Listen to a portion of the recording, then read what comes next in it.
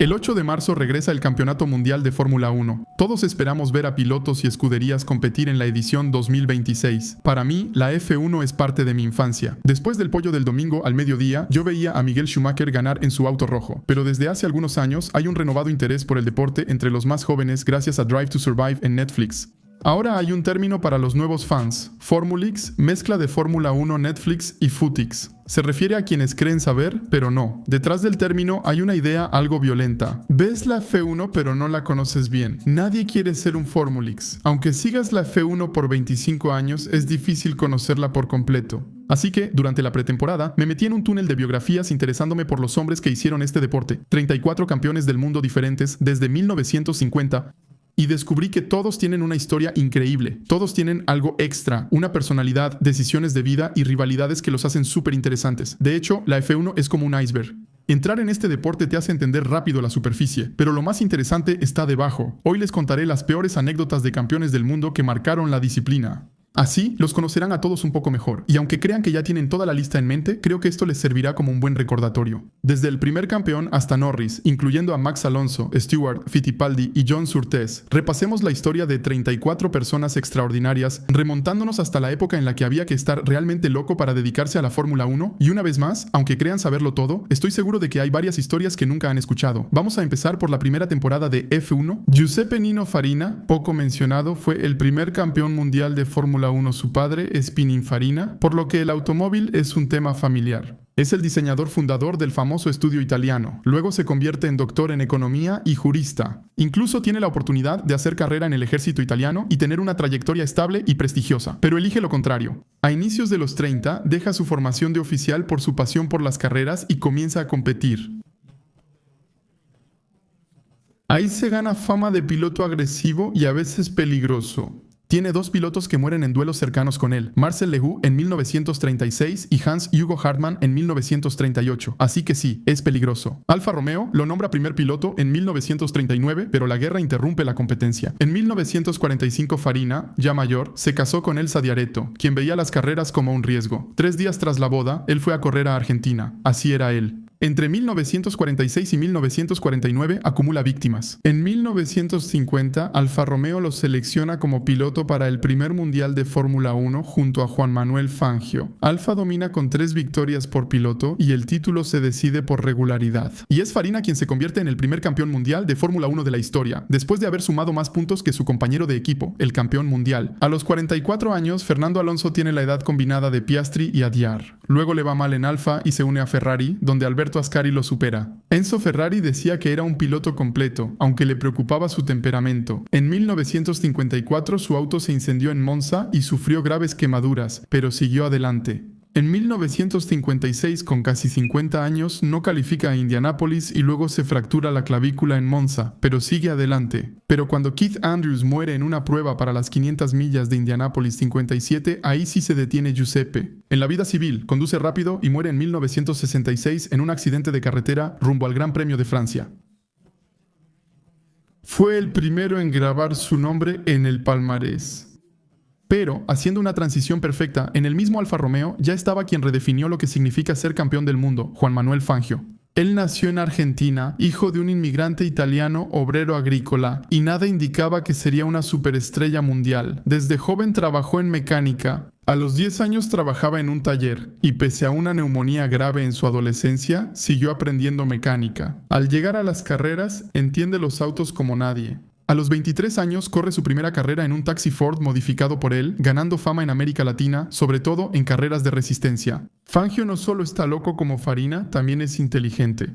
Como perdió el título de campeón por unos pocos puntos en 1950, no deja lugar a dudas al año siguiente y se convierte en campeón del mundo a los 40 años, y a partir de ahí, la Fórmula 1 cambia de dimensión. En 1951, en los grandes premios disputados, Fangio sale 48 veces en la primera fila, 29 pole positions, 24 victorias, gana casi una carrera de cada 2. Fangio destaca no solo por sus estadísticas, sino por cómo lo logró. Ganó 5 títulos mundiales con 4 marcas distintas: Alfa Romeo, Mercedes, Ferrari y Maserati. Cambia de escudería según el desempeño de los ingenieros, el potencial técnico, y siempre elige su equipo para no tener que soportar una mala máquina. En 1957, a los 46 años, gana su 5º título con un Maserati poco competitivo. y su temporada es considerada como una de las mayores actuaciones individuales en la historia del automovilismo, pero Fangio, sobre todo, es la primera verdadera superestrella de la Fórmula 1. En 1958 en Cuba, es secuestrado la víspera de una carrera por allegados de Fidel Castro y es mantenido prisionero hasta el final de la prueba, y aún así, a pesar de su secuestro, mantiene la calma. Tras su carrera, importa autos Mercedes a Argentina, viaja y representa al automovilismo, pero siempre vuelve a su casa en Balcarce. Fangio siempre fue discreto y elegante, pero mujeriego y nunca se casó. A los 80 años decía, estaba enamorado de mis autos.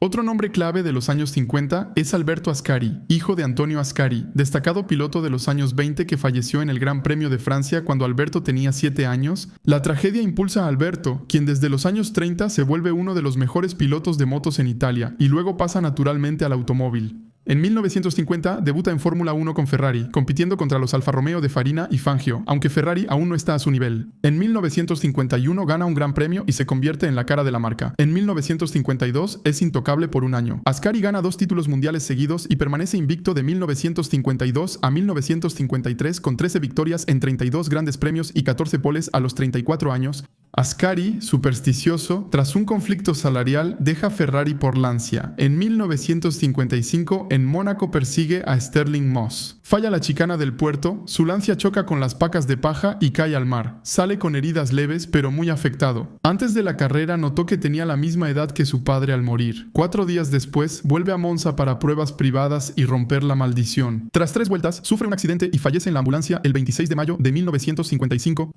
Quizá tenía razón en ser supersticioso. Padre e hijo Ascari murieron a los 26 años ambos en accidentes 4 días después de sobrevivir a un primer choque. Ambos ganaron 13 grandes premios y dejaron esposa y 2 hijos. Ahora hablemos de Mike O'Turn, el primer campeón mundial inglés. Su padre tenía un taller y creó un equipo de carreras, por lo que Mike pronto estuvo manejando. Destaca en la Fórmula 2 y en 1952 debuta en la Fórmula 1. Su primera victoria llega en el Gran Premio de Francia en 1953 después de un duelo legendario contra Fangio. Con 24 años ya es un prodigio por su talento natural, no por esfuerzo. Fuera de las pistas disfruta mucho la vida. Le gustan la cerveza, las fiestas, las noches largas y la velocidad. Stirling Moss decía que era común ver a Mike en el bar antes de las 24 horas. En 1955 participó en la peor catástrofe del automovilismo. Liderando con su Jaguar, rebasó a un rival y frenó de golpe para entrar a pits. Eso provoca una maniobra de evasión y un Mercedes a toda velocidad se estrella contra las gradas. No entraré en detalles, pero el accidente causó más de 80 muertos. Aunque la investigación lo atribuyó a una cadena de circunstancias, muchos culpan a O'Turn. El problema fue que al día siguiente celebró el segundo lugar de su compañero con champán.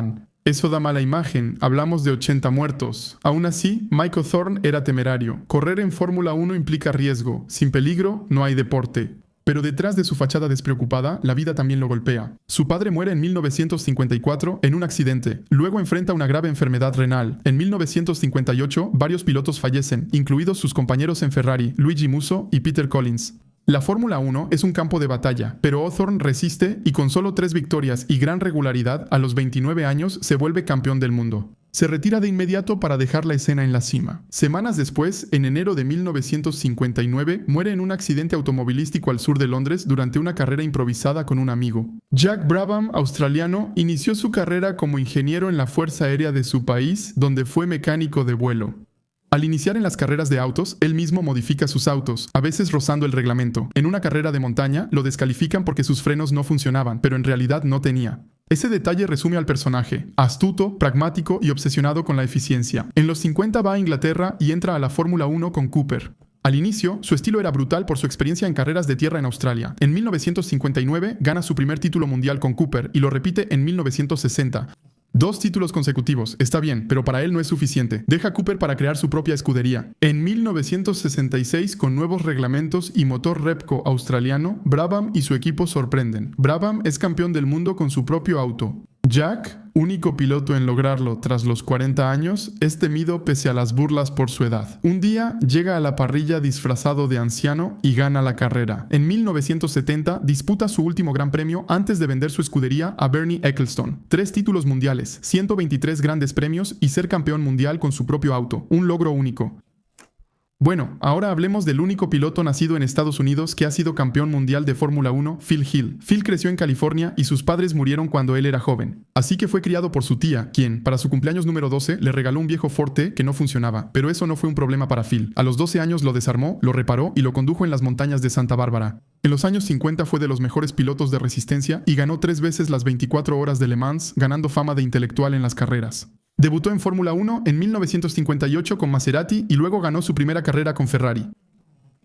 Llega 1961 donde Ferrari domina y el campeonato se convierte en un duelo interno entre Phil Hill y el alemán Wolfgang von Trips, dos personalidades totalmente opuestas. El aristócrata europeo evita ensuciarse, mientras que el estadounidense desmonta su auto. Lamentablemente, en el Gran Premio de Italia, von Trips muere en un accidente. Phil Hill gana la carrera y el título mundial a los 34 años. El siguiente campeón también es Hill, pero no son parientes y sus caminos son distintos. Tras Phil Hill, toca Graham Hill, nacido en 1929 en Londres, quien no parecía destinado a ser campeón mundial. Graham Hill no viene de familia de pilotos, descubre el automóvil a los 24 años y, a diferencia de otros, no es prodigio ni talento natural, sino trabajador. Trabaja gratis como mecánico en una escuela de manejo para usar un auto los fines de semana. Conoce a Colin Chapman y entra a Lotus como mecánico. Chapman lo considera buen técnico, no gran piloto, mientras Graham aguanta y aprende. La leyenda cuenta que llevaba una libreta para registrar ajustes como presión de llantas, frenos y equilibrio del auto. Y a pesar de todo, sus inicios en la Fórmula 1 son difíciles. 2 temporadas en Lotus sin sumar ni un solo punto antes de irse a BRM en 1960, donde los resultados llegan lentamente. Finalmente, es en 1962 cuando todo se alinea. Con 4 victorias en la temporada, es campeón mundial a los 33 años, sin talento, pero con éxito propio. Luego, es 3 veces subcampeón mundial y gana las 500 millas de Indianápolis en Estados Unidos. Con esa victoria, se vuelve una estrella internacional. En 1968, regresa a Lotus, lidera y gana su segundo título mundial. Pero Graham Hill es único por más que eso. Gana 5 veces el Gran Premio de Mónaco, gana las 500 millas de Indianápolis y las 24 horas de Le Mans. Hasta hoy sigue siendo el único piloto que ha ganado lo que se llama la triple corona: Mónaco, Indy 500, Le Mans. Corre hasta los 46 años cuando muere en un accidente en su avión privado tras una sesión de pruebas. Por un clima catastrófico, cometió un error y su avión se estrelló junto a su equipo. Dejó a su hijo Damon, quien también sería campeón mundial. Lo veremos después.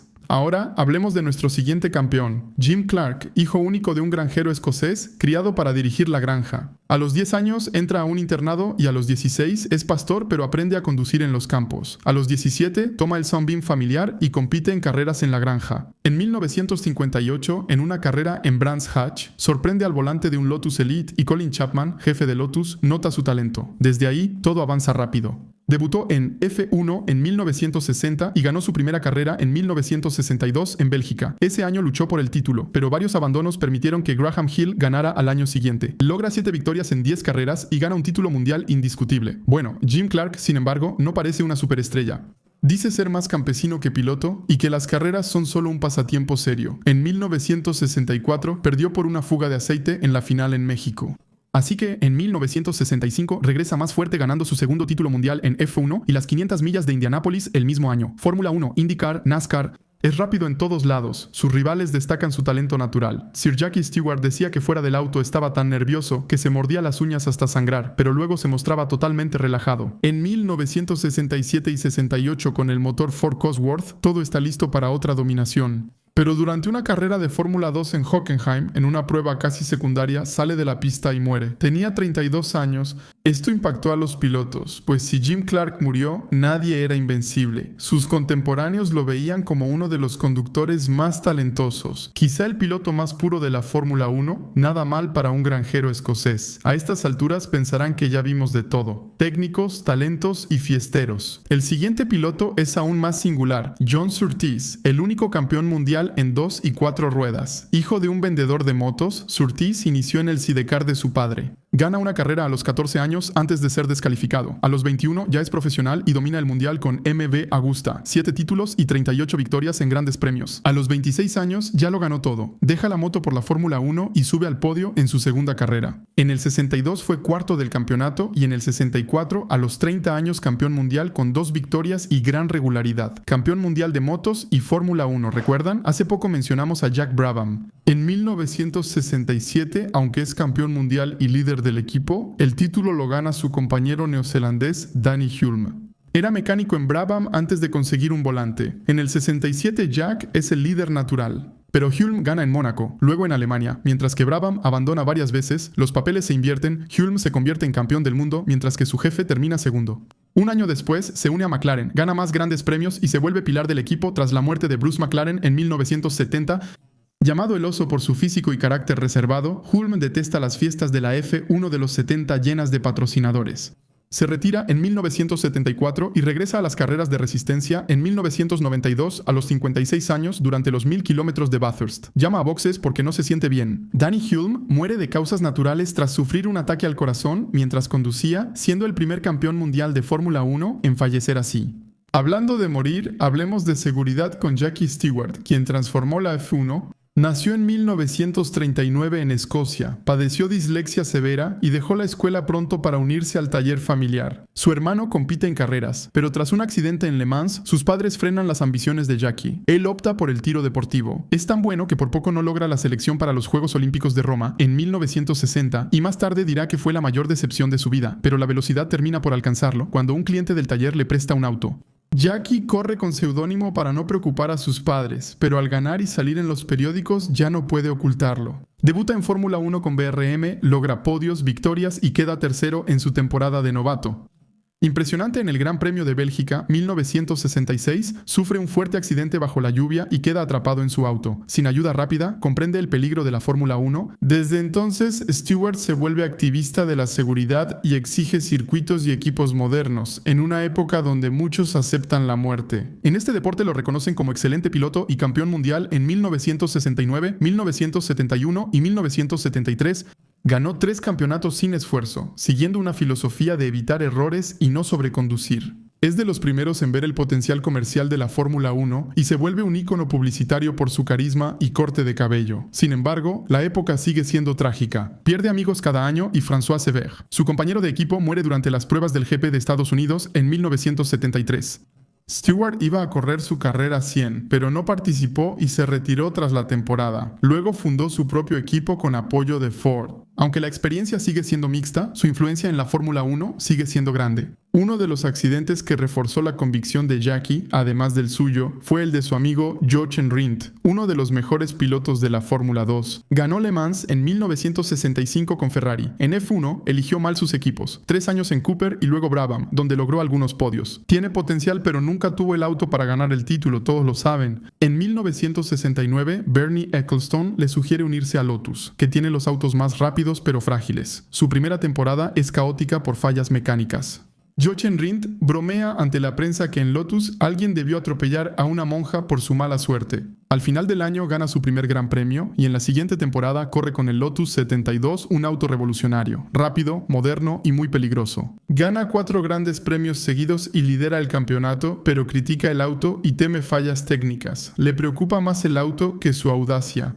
Durante las pruebas del Gran Premio de Italia en Monza, sufre una falla mecánica, choca y muere en el hospital. Aunque faltan 4 carreras, nadie lo alcanzará en la clasificación. Y Jochen Rindt se convierte así en el único piloto de Fórmula 1 en ser campeón mundial de la categoría reina, de manera póstuma. El accidente marcó a Jackie Stewart y le dio la oportunidad al joven, quien también sería campeón. Emerson Fittipaldi, primer campeón brasileño, pasó por Fórmula Ford, F3 y F2 en 1970, debutó en F1 con Lotus como tercer piloto. Tras la muerte de Jochen Rindt, el segundo piloto renuncia y Fittipaldi, con 23 años, se vuelve el piloto principal de Lotus. Semanas después, gana al volver el equipo a Estados Unidos, logrando su 4º Gran Premio. En 1972, con 25 años, se vuelve el campeón mundial más joven hasta entonces, un récord en esa época. En el 74 gana un segundo título con McLaren y ya es doble campeón del mundo a los 28 años. Durante 4 años consecutivos termina siendo campeón o subcampeón. Todo está listo para que veamos una dominación. Se une al equipo Fittipaldi, creado por su hermano, en un proyecto familiar, patriótico y ambicioso, que termina siendo un desastre. Más tarde dirá que fue su mayor error. Sale de la Fórmula 1 en 1980 y es campeón en Estados Unidos, ganando 2 veces las 500 millas de Indianápolis y sumando 23 victorias en IndyCar. Pero incluso durante su segunda carrera, el riesgo lo alcanza. Sufre un grave accidente en 1996 y luego se estrella en un avión privado un año después. Hemos hablado mucho de accidentes en este video, pero les aseguro que él sobrevive, sigue muy vivo. dijo: a los 80 años nuestro Emerson a mí me cae bien, porque más allá de haber sido un ganador precoz, fue el primer gran héroe brasileño antes de Ayrton Senna, doble campeón a los 28 años y lo arriesgó todo por lealtad a su familia. Nos estamos acercando poco a poco a los años que van a empezar a ser familiares para más de ustedes. Y si les digo esto, es porque estamos llegando a un nombre que conocen. Niki Lauda, famoso por su accidente en Nürburgring en el 76 con su Ferrari en llamas, el casco y rostro quemados, y por la película Rush para quienes la conocen. Reducir a Niki Lauda a ese accidente es ignorar lo esencial. Aunque nació en una familia rica que despreciaba el automovilismo, tuvo que endeudarse para seguir su pasión.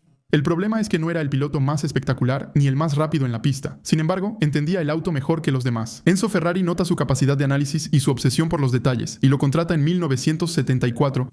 Durante el invierno optimiza y transforma la escudería, logrando dominar el campeonato mundial del 75. En el 76, rumbo a un título, sufre un accidente en Nürburgring, choca, hay incendio, inhala gases tóxicos y tiene graves quemaduras. Lucha por su vida varios días. 6 semanas después regresa al Ferrari, pero pierde el título por negarse a correr bajo la lluvia en Japón. En 1977 lo gana de nuevo, deja Brabham 2 años después, se retira durante un fin de semana de carrera por cansancio y funda su aerolínea. Lauda no vive solo para la Fórmula 1, pero necesita dinero. Vuelve a McLaren en 1982 con un contrato récord y gana su tercer campeonato mundial en 1984, superando a Alain Prost por medio punto. 3 títulos, un regreso después de la muerte y una carrera como directivo y consultor más tarde en Jaguar Ferrari, luego figura central del proyecto Mercedes a partir de 2012. Por él, todos los autos de F1 de Mercedes llevan una estrella roja. Este año sigue igual. Al hablar de Niki Lauda, mencioné la película Rush sobre su duelo con James Hunt. En resumen, es la precisión fría versus el instinto. Hunt tiene un estilo espectacular, a veces excesivo, por eso lo llaman Hunt the Shunt, que significa Hunt el que choca. En McLaren su carrera despega, pues la temporada 76 se vuelve famosa por su rivalidad. James, con su look de rockero y vida caótica, enfrenta a Lauda, frío y metódico. Niki, tras regresar del infierno, rechaza correr bajo la lluvia. En Japón, él considera innecesario el riesgo, pero Hunt no y termina tercero, convirtiéndose en campeón mundial a los 29 años. Su vida es usar jeans gastados, ir descalzo a fiestas, amar mujeres, alcohol y provocaciones, y correr con Sex Breakfast of the Champions en su traje. Detrás de su imagen de Playboy, Hunt es muy ansioso. La Fórmula 1 de los 70 es mortal y él admite tener miedo. Incluso a veces vomita antes de las carreras. Y dice que los espectadores vienen inconscientemente a ver morir a los hombres. Cuando McLaren pierde competitividad en 1977-1978, él pierde su motivación y abandona el circuito en 1979.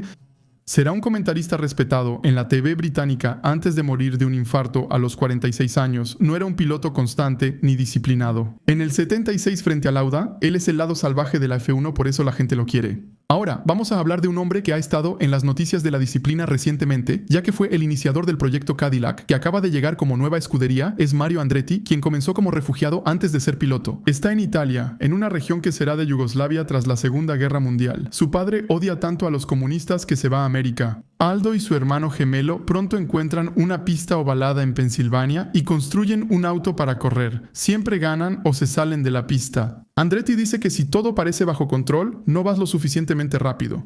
En los 60 y 70 Mario destaca como piloto versátil. Stock Car, NASCAR Resistencia en Sebring y Daytona, IndyCar. Gana en todo. En 1968 Colin Chapman invita a Lotus a 2 carreras de Fórmula 1. En su debut en Monza, logra la pole position al ser el más rápido.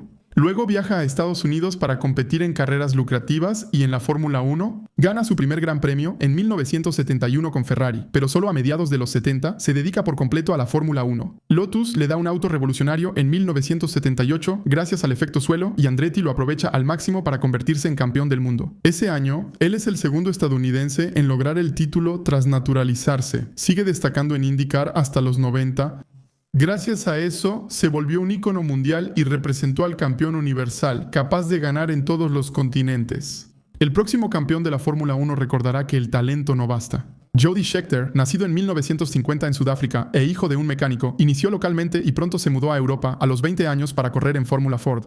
Al año siguiente, llega a la Fórmula 1 con McLaren. Es veloz pero incontrolable. En 1973 alterna grandes tiempos con accidentes espectaculares. Tantas salidas de pista le dieron fama de piloto muy agresivo. Ken Tyrrell confía en él en 1974 para reemplazar a Jackie Stewart. Tyrrell dirige su energía, Jody gana su primer gran premio y empieza a competir por el título mundial. Jackie Stewart lo considera uno de los mayores talentos. Tras temporadas sólidas, se une a Wolff y queda subcampeón mundial. Antes de llegar a Ferrari en 1979, deja claro a Enzo que quiere el título en 2 años, aunque solo tarda uno. Su compañero Gilles Villeneuve tiene un estilo opuesto. Villeneuve ataca en cada curva. Scheckter prioriza el campeonato, elige seguridad y regularidad para sumar puntos y se corona campeón mundial ese año. Fiel a su carácter, no se aferra. Para él, la Fórmula 1 es muy peligrosa sin total concentración. Cuando Ferrari cae en 1980, se retira de forma abrupta, sin reconversión mediática ni papel de embajador, a diferencia de otros colegas. Viaja a Estados Unidos, crea una empresa de simuladores de tiro para el ejército, se hace millonario y luego se dedica a la agricultura presupuestaria. Tal vez no sea el más conocido, pero es un campeón atípico. Amigos, llevamos casi 30 minutos aquí. Este es de los videos más largos del canal y apenas vamos a la mitad de los pilotos. No quiero apresurarme, aún hay muchas historias que contar. Corto aquí y nos vemos en la continuación. En el próximo video se los pongo en cuanto salga. Gracias por ver hasta el final.